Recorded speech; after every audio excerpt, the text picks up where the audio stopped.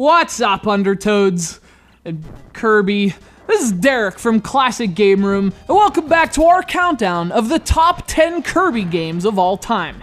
If you missed part 1, go back and watch it, before Kirby figures out a way to swallow the goddamn thing.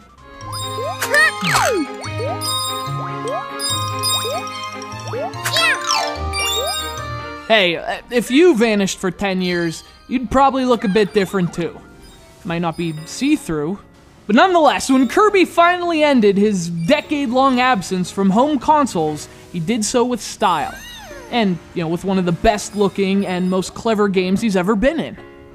Released to the Wii in 2010, Epic Yarn goes all Madonna on us and puts Kirby in a material world. Puffball's never been quite so puffy. This is a gorgeous game in concept and execution, and the design is just insanely creative, resulting in a Kirby classic and one of the Wii's very best platformers.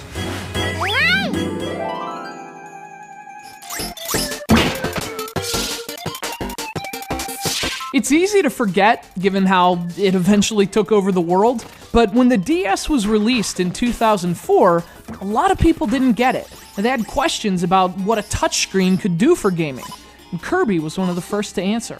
Canvas Curse released 7 months after the DS launch, and instantly became its system's most convincing proof of concept. Controlled entirely with a stylus, Canvas Curse is not only one of Kirby's most innovative games, but Nintendo's in general.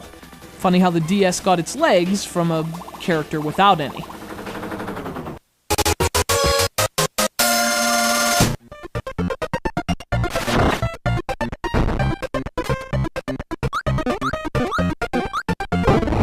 I've been quite vocal about how this game is amazing, if only because you get to ride a hamster. Fortunately for those less amused by the concept, there are other reasons this game is amazing. Dreamland 2 released to the Game Boy back in 1995, following up Kirby's 1992 debut with a sequel that became one of its platform's best games. And plus you can ride other animals, not just hamsters. Well, I'm not sure why you'd want to.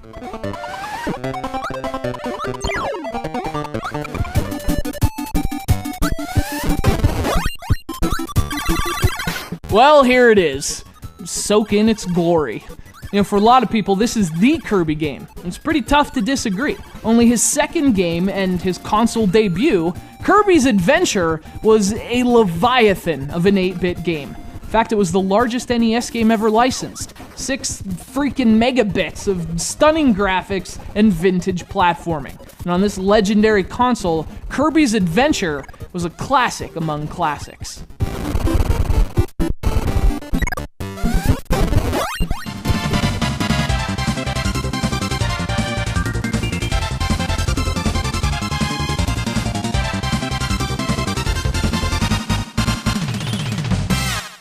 It's almost not fair if you think about it. I mean, Kirby's Adventure. That's singular. This freaking thing's eight-tacular. Or octawesome. I don't know, it's fucking unbelievable, is what it is. Like Kirby's Adventure, Kirby's Superstar was both a late release for its system and one of its very best games. The difference, of course, is that Superstar is actually 8 Kirby adventures. In another example of Kirby experimentation, it trades one long quest for 8 shorter ones, each with its own unique objectives. Add that diversity to Kirby's now mastered gameplay, and the choice for the all-time greatest Kirby game becomes a bit easier. It's Kirby Superstar for the Super NES.